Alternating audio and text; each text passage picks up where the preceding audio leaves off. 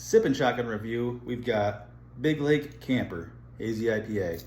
Never had it before, but I have to give a shout out today to Eric Rice and Ben DeVries. They handed me this beer pretty recently, so I got to do it. Wow, it's really hard to stab. Love of God. I don't know if I'm gonna be able to do this. Jesus.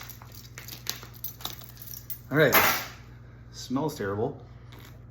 The sip is like a 3.2. Woo! Here's a shotgun.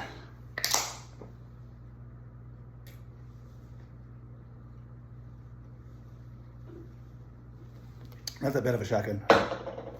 I would say 5.5 on the shotgun.